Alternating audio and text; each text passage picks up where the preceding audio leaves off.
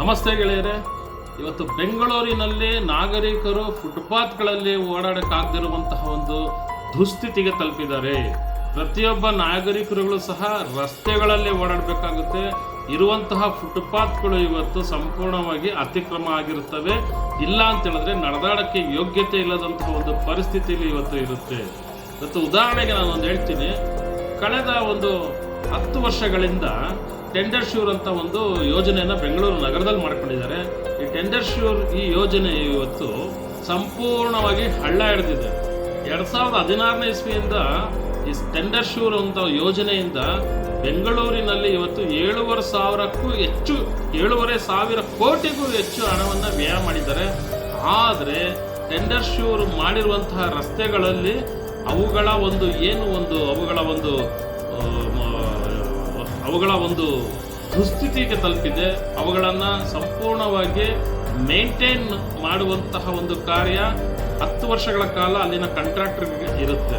ಆದರೆ ಗುತ್ತಿಗೆದಾರರು ಸಹ ಯಾವುದೇ ಒಂದು ಮೇಲ್ವಿಚಾರಣೆಯನ್ನು ತಗೊಳ್ತಾ ಇಲ್ಲ.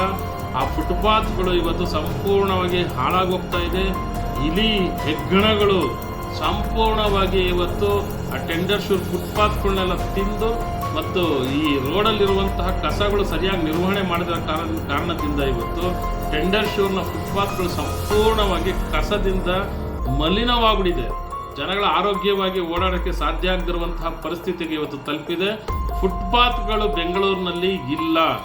ಇವತ್ತು ಸರ್ಕಾರಕ್ಕೆ ನಾಚಿಕೆ ಮಾನ ಮರ್ಯಾದೆ ಏನನ್ನ ಇದ್ರೆ ಇವತ್ತು ಫುಟ್ಪಾತ್ಗಳನ್ನ ಸಂಪೂರ್ಣವಾಗಿ ನೀವು ಸ್ವಚ್ಛ ಮಾಡಬೇಕಾಗುತ್ತೆ. ಟೆಂಡರ್ ಶ್ಯೂರ್ ಕಾಮಗಾರಿಗಳಲ್ಲಿ ನೀವೇನು ಕೊಟ್ಟಿದ್ದೀರ ಗುತ್ತಿಗೆದಾರರಿಗೆ, ಅವರ ಒಂದು ಗುತ್ತಿಗೆಯ ಷರತ್ತಿನ ಪ್ರಕಾರ ಅವರು ಕಳೆದ 10 ವರ್ಷಗಳಿಂದ ಅದು ಯಾವುದನ್ನು ಸಹ ಅವರು ಮೇಲ್ವಿಚಾರಣೆಯನ್ನು ಮಾಡಿಲ್ಲ, ಮೇಂಟೆನೆನ್ಸ್ ಮಾಡಿಲ್ಲ. ಅವರುಗಳ ವಿರುದ್ಧ ಕಠಿಣವಾದಂತಹ ಕ್ರಮ ತಗೊಂಡು ಬೆಂಗಳೂರಿನಲ್ಲಿ ಫುಟ್ಪಾತ್ಗಳಲ್ಲಿ ನಾಗರಿಕರು ಸುಲಲಿತವಾಗಿ ಓಡಾಡುವಂತಹ ಒಂದು ವಾತಾವರಣ ನಿರ್ಮಾಣಗೊಳಿಸಿಕೊಳ್ಬೇಕು. ಈ ಕಾರಣದಿಂದನೂ ಸಹ ಇವತ್ತು ಜನಗಳು ಫುಟ್ಪಾತ್ ಮೇಲೆ ಓಡಾಡಿದ್ರೆ ಟ್ರಾಫಿಕ್ ಸಮಸ್ಯೆನೂ ಸಹ ಪರಿಹಾರ ಆಗುತ್ತೆ. ಕೇವಲ ಅರ್ಧ ಕಿಲೋಮೀಟರು, 300 ಮೀಟರು, 400 ಮೀಟರು ಎಲ್ಲನ ಸಂಚಾರ ಮಾಡಬೇಕಂತ ಸ್ಥಳೀಯ ನಾಗರಿಕರು ಫುಟ್ಪಾತ್ ವ್ಯವಸ್ಥೆ ಇಲ್ಲದಿರೋ ಕಾರಣದಿಂದ ರಸ್ತೆಗಳಿಗೆ ಬರ್ತಾರೆ. ರಸ್ತೆಗಳಿಗೆ ಬಂದು ಜನನಿಬಿಡ ವಾಹನಗಳಲ್ಲಿ ಏನಾಗುತ್ತೆ, ಅವರು ಸಹ ತಮ್ಮ ಪ್ರಾಣಕ್ಕೆ ಅಪಾಯ ಆಗ್ತಾ ಇದೆ. ಹಾಗಾಗಿ ಫುಟ್ಪಾತ್ ಮೇಲೆ ಹೋದ್ರೂ ಸಹ ಅವರಿಗೆ ಸುರಕ್ಷಿತ ಒಂದು ರಕ್ಷಣೆ ಇಲ್ಲ. ಫುಟ್ಪಾತ್ಗಳಲ್ಲಿ ಎಲ್ಲಿ ಇವತ್ತು ಬಿದ್ದು ಸತ್ತೋಗ್ತಾರ ಅನ್ನೋ ಒಂದು ಭಾವನೆ ಇರೋದ್ರಿಂದ ಅವರು ಸಹ ತಮ್ಮ 2 ವೀಲರ್ಗಳನ್ನ ತಗೊಂಡೋಗಿ 300 ಮೀಟರ್, 400 ಮೀಟರ್, 500 ಮೀಟರ್ ಅಂತರದಲ್ಲಿ ಏನನ್ನ ಹೋಗ್ಬೇಕಂದ್ರೂ ಸಹ ತಮ್ಮ ದ್ವಿಚಕ್ರ ವಾಹನ ತಗೊಂಡು ಹೋಗ್ತಾ ಇದ್ದಾರೆ. ಹಾಗಾಗಿ ಫುಟ್ಪಾತ್ನ ಅತ್ಯಂತ ಕಠಿಣವಾಗಿ ನೀವು ಸರ್ ಮಾಡಬೇಕು ಅನ್ನೋ ಈ ಸಂದರ್ಭದಲ್ಲಿ ಕೇಳ್ಕೊಳ್ತಾ ಇದ್ದೀನಿ. ಧನ್ಯವಾದಗಳು.